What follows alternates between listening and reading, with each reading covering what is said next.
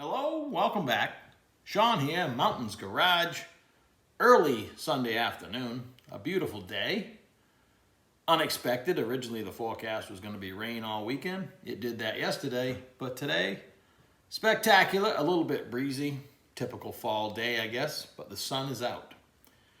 My plans for the afternoon changed, so I find myself out in the shop and I think I'm going to dedicate a couple hours to hopefully knocking a tiny project off for myself.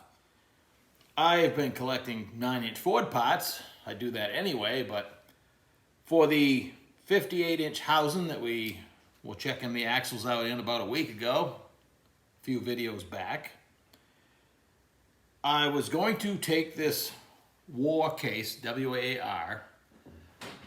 Ford made some extra strength housings.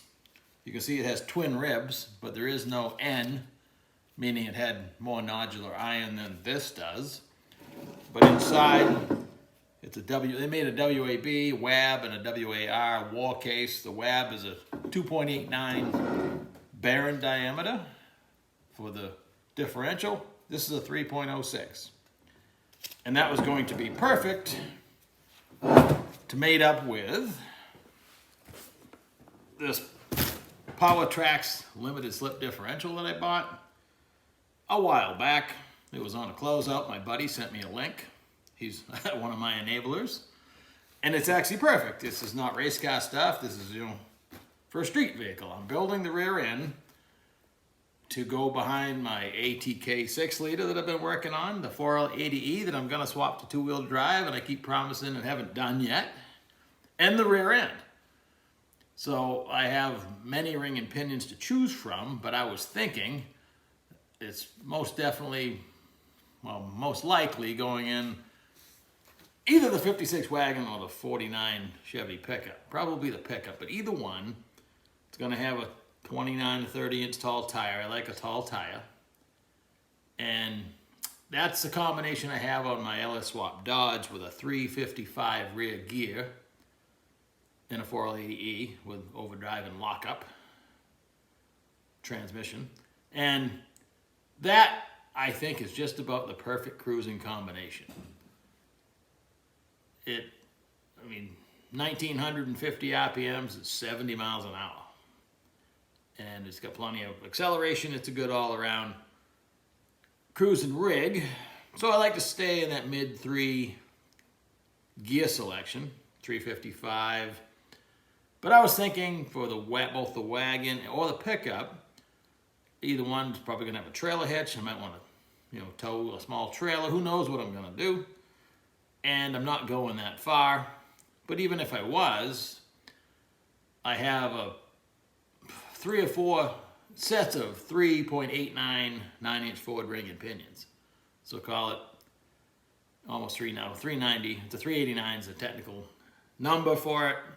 That's a little bit lower than the 355, obviously, but still plenty tolerable. I mean, if I can go 65 at 2,000 RPMs, I haven't done the math, but I'm just going by practical experience, driving the Dodge. So I was going to use a 389 gear set, this differential in this war case. Again, it's all perfect street stuff. It's not race car stuff. This housing isn't strong enough for that. This isn't strong enough for that. The ring and pinion is just a street ring and pinion that are actually really strong. But anyway, that was going to be my combo of parts. So this morning I was doing a little cleaning, or just before lunch, and I remember that red tote sitting right there. It's been there since May. If you've been watching the videos, it's been sitting there the entire time with things piled on it. I had bought, back in May, from a friend of mine, this almost brand new Speedway 389 306 Baron. It's a twin rib, offshore case. But it would be a good, excellent choice for what I'm trying to do, except it has a spool. It doesn't have a differential. Both axles are hooked together. Both wheels drive all the time. So I decided today I'm just gonna gotta clean it because it's kind of dirty. It was installed in the vehicle and driven a little bit. it only has a 1310 series yoke on it. I like 1350, so I'm going to be changing that out. A while back, I bought a bunch of these NASCAR yokes. 1350, I believe they're made by Spicer. They accept a pulley if you want to run an Outlander or a pump off your rear end. You know, it's race car stuff. That is a very beefy yoke. It's not my favorite style of U-joint strap. It has a little strap and 2 bolts, but hey, again, this isn't thousands of horsepower. It's less than 500, so this will be overkill for that. But if I'm going to build a drive shaft, I'm going to build it with 1350 U-joints, so that will get installed, which is not part of swapping the differential. The goal of this video is just to show how easy it is if you have a differential all set up and you just want to change, you have a third member all set up and you just want to change out the differential. It's really not that hard, especially on a 9-inch Ford. So let me scrape the gasket and all the silicone off it. You know how much I love that. But in the rear end, it's somewhat necessary. I guess you don't want it to leak, and they don't come in and out that often. They do make a reusable gasket. So I'll clean that up, get it all washed up and in my holder, and then we'll measure a couple things, bust it apart. I'm gonna remove the bearings from the spool without damaging them, hopefully, and put them right onto this brand new clutch style differential. It's a Power Trax. It's definitely a clutch type differential. It says it's as close as you can buy, you know, for the old, your traditional positive traction rear end, which had clutch plates in it. So it's should be a good combination. So let's get at it. Swapping the yoke was, I mean, if you have to swap the yoke, I guess we'll cover that too. But if, and Speedway's pretty good about it, they didn't use a crush collar and they use shims, I can literally just take this yoke off, put the new yoke on. The seal's brand new, probably don't have to change a thing. I have lots of seals, but I probably won't even change the seal because literally this thing has 40 miles on it. So we'll see as we get it apart. But that is unrelated to swapping the differential, but you get the picture.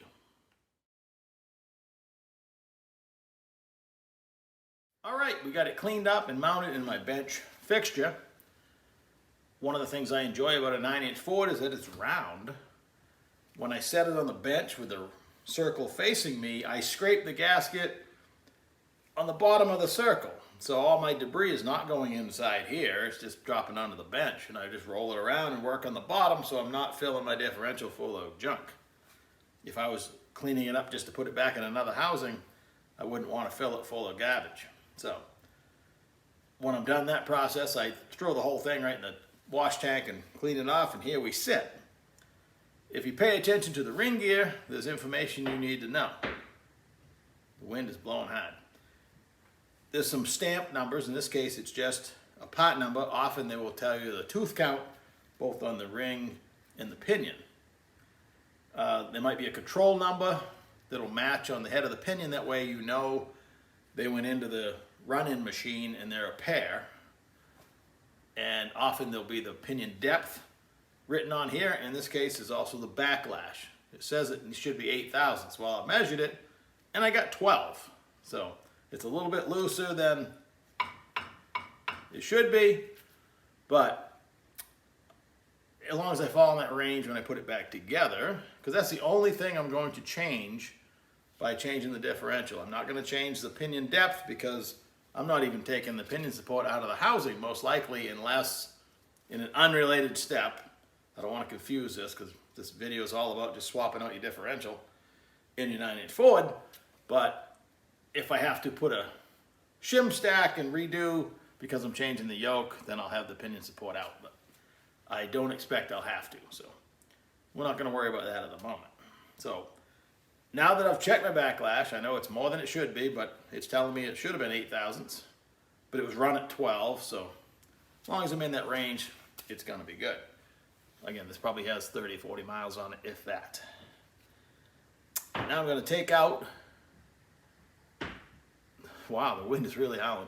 Take out the spool and remove the bearings before you disassemble the rear end, and I got another one on the floor I got to work on, an American Motors one, and nobody marked the caps. You should take a prick punch.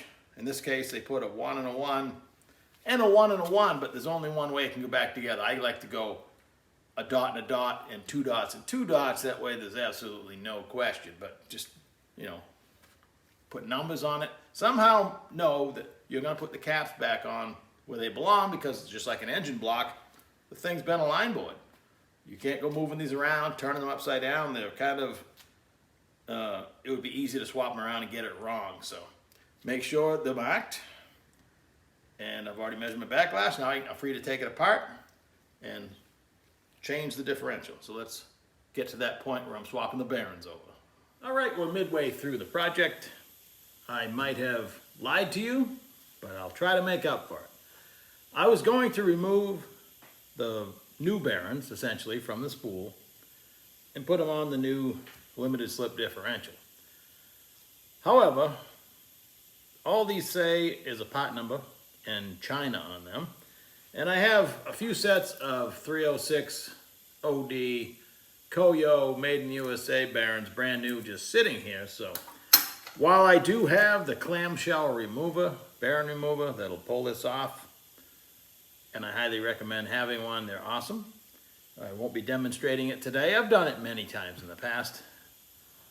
And live action, actually pulling the bearings off. But today we're gonna save ourselves a step, and all I gotta do is push these on, and I have a special tool I've made I gotta go get that allows me to push on the inner race. You don't wanna push, a lot of people put the race on and push it on the whole thing. That is a lot of strain on the rollers. Not saying it doesn't work, not saying I haven't done it, but it's not the recommended method. The recommended method is to push on the ID, so you're only pushing on the piece that's going down over the diff. So I put some assembly lube or oil or something on it. You don't need the race. You just set it on there and use my tool to press it down. It works really slick. And now the spool will be ready to go on something else. Another beauty of the 9-inch Ford is they don't hide shims under the bearings, so once you have a spool or a differential with bearings on it, as long as they're the right OD to fit your case, which matters, remember the 2.89, 3.06, 3.25, and then you get into the Pro Mod stuff, 384 and bigger. But your common ones, 289, 3.06, and 325. So this is a 306, middle of the road. I did myself a favor, and I went and set the new differential on one of the axles I'm going to use. The box says it's 31 spline, but I want to make sure it actually fits, and it does. So check that off the list. And again, not to muddy up what I'm trying to accomplish here today in the video, but I did swap out the yoke. I got to give Speedway credit. I've had a few of their differentials apart, and they always put a shim kit for pinion bearing preload, which makes it way easier to service. One of the first clues is I had to abandon this. This would not take the nut off. Fortunately, I have a fairly new, it's only a Napa gun, but this has never failed me, at least on a 9-inch Ford, taking the pinion nut off. When it's that tight, you know it's not holding a crush collar. That's why a crush collar is not a good setup for any high performance stuff. One, the impact on the pinion will eventually crush the collar more. And two, the only thing holding it in having the proper amount of drag is the lock nut, the pinion nut. Because you can't just tighten it up like you can against the shim. Right now, I can gun that thing. I can go get an inch drive, and I might strip the threads out on the pinion, but I'm not going to make the bearing preload any more than it is, because it's a mechanical shim holding two opposing tapered bearings together. So that's why replacing the crush collar with a shim kit is the way to go, and thank you Speedway for doing that. So it allows you to swap yokes, gun it off. I put sealer on the splines, so I don't want oil leaking out. The nut has a seal, but a little bit of the RTV bleeds out, and that's fine. Make sure that oil's not going to come out the splines. So anyway, let's push my bearings on. I've cleaned out the threads in the ring gear so I can put new Loctite on them, put that back on the new diff, and I'll chuck it in there and set the backlash. That's next. And just like that, we're together. A few assembly notes. I have some extra long, fine threaded 7/16 bolts. To help line the ring gear up, I set the ring gear down on the bench, threaded holes up, set the differential over it, hold it up and start the long ones first. And that way you can, if you have to, gently tap the other side to kind of start the ring gear on. It shouldn't go that hard, but they're not quite a press fit, but they're tight. It shouldn't fall on there. You wouldn't want that. So these just kind of help you to line up. If you had some studs, it would do the same thing. And then once you start the ring gear bolts in it, I put a drop of Loctite on each one, and being fairly confident it's going to go pretty quick, I just, in a star pattern, gun them on with my 3/8 gun, go ahead and assemble the whole thing, do my backlash and everything, and then using this, the socket hits this cap bolt, and it makes it a lot easier to torque the ring gear down. And I got the torque wrench out, torquing the caps down anyway. So I ended up with 8 thousandths, which is what the ring gear says. It feels fantastic. That's the biggest thing when you're done. I've said it a million times that, you know, applied force technology, a lot of rear end work is how much force you can apply to something without wrecking it, because you have to press on bearings, you have to press things off and on. You can do damage. If you do, you got to stop it when you're done. It should feel right. You can hear the backlash a little bit. It went together fantastic. It has nice spanners to adjust it, and I've made this simple tool. It's got a slotted hole here so I can fit all the different rear ends. Any rear end with a spanner that takes a 5/16 bolt, all it is a 5/16 bolt with a head cut off, piece of metal with a slotted hole and a solid hole, and that works pretty well. So now I will take some string or a wire tie and wire tie the bearing races on the spool bearings. So if I do use that again, the race belongs with the bearing. You don't want to mix them up. So if they've run in together, you got to keep them together. If they're new, it doesn't matter. So, all right, so now I have a 389 Positraction differential for my 58-inch wide 9-inch Ford housing that we're going to build. Now I just got to come up with some new Big Ford brakes, drum brakes. I don't think I have any. I got some early Big Ford, but I'll check my stock. If not, come up with some. You can buy new drum brake kits for, well, it was $300, now it's probably $350. I haven't looked lately, but that's the way things seem to go.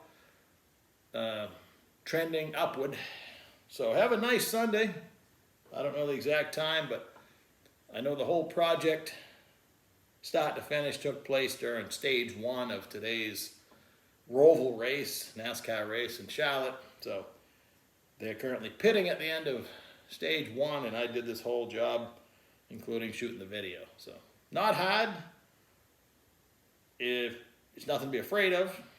I've done a lot of other 9-inch Ford videos. I have a playlist, and if you have any questions, hopefully they get answered there. So, and yes, in some of the other videos, I actually, showed me doing stuff.